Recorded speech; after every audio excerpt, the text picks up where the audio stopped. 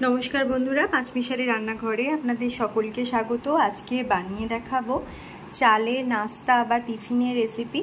दारुण एकटा ब्रेकफास्ट बा सन्ध्याबेला टिफिने करा जेते पारे। खूब सहज एकटा रेसिपि, खेतेও दारुण मुखरोचक और टेस्टी है। आजकेर এই रेसिपिटा सम्पूर्ण निरामिष एकटा रेसिपि।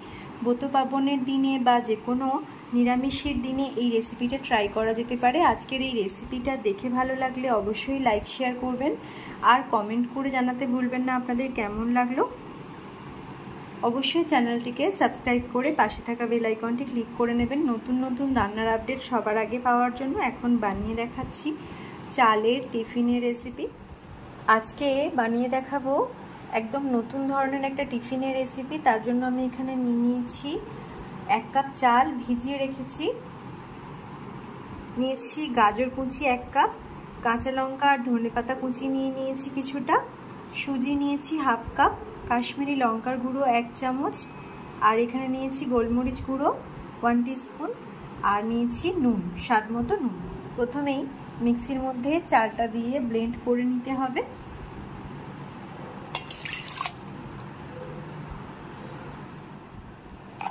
চালটাকে ভালো করে ব্লেন্ড করে নিয়েছি। এবার এর মধ্যে দিয়ে দিচ্ছি সুজি। সুজিটা মিশিয়ে আরও একবার ব্লেন্ড করে নেব। এখন সুজি আর চালটা একসাথে আবারও একবার ভালো করে ব্লেন্ড করে নিয়েছি। এবার আমি এর মধ্যে কাঁচা লঙ্কা, ধনেপাতা কুচি আর গাজরের কুচি দিয়ে দিচ্ছি, দিয়ে একসাথে ভালো করে মিশিয়ে নিচ্ছি। আর দিয়ে দিচ্ছি এর মধ্যে স্বাদ মতো নুন।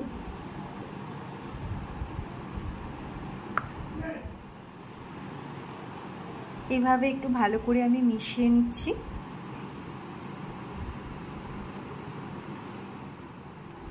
এখন এই বাটিটার মধ্যে আমি ব্যাটারটা ঢেলে দেব। তার আগে আমি এখানে একটু তেল ব্রাশ করে নিচ্ছি বাটিটার মধ্যে ভালো করে। এটা ভাপে বসালে যখন পুরোপুরি কমপ্লিট হয়ে যাবে খুব সহজেই তেলটা মাখানো থাকলে বার করে নিতে সুবিধা হবে।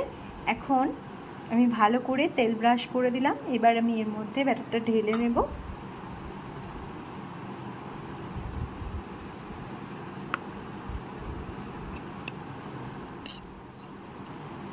এখন ওপর থেকে ছড়িয়ে দেব গোলমরিচের গুঁড়ো আর একটু কাশ্মীরি লঙ্কার গুঁড়ো।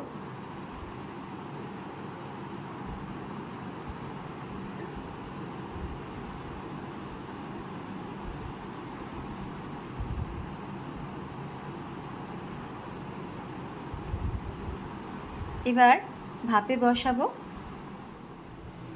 কড়াইয়ের মধ্যে দিয়ে দিয়েছি জল আর এর মধ্যে একটা খাবার রাখার স্ট্যান্ড বসিয়ে দিচ্ছি।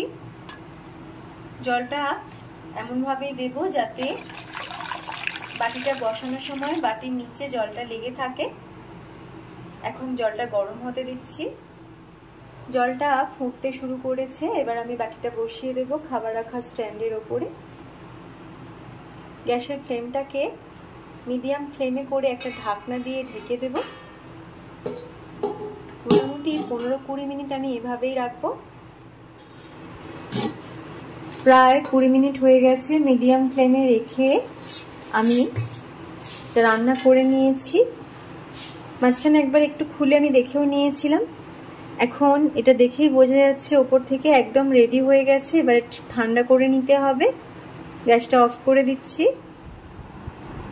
এখন ঠান্ডা করে নিয়েছি। এবার আমি একটু সাইড থেকে এভাবে ছুরি দিয়ে কেটে নেব।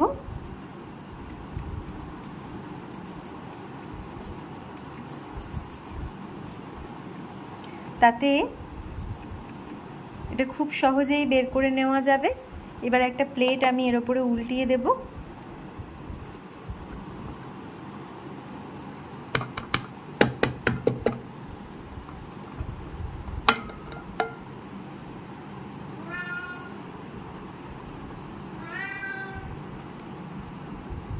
এবার ছুরি দিয়ে একটু কেটে নেব। খুব সহজেই দারুণ হেলদি একটা টিফিনের রেসিপি তৈরি করে নেওয়া যায় আর খেতেও দারুণ লাগে।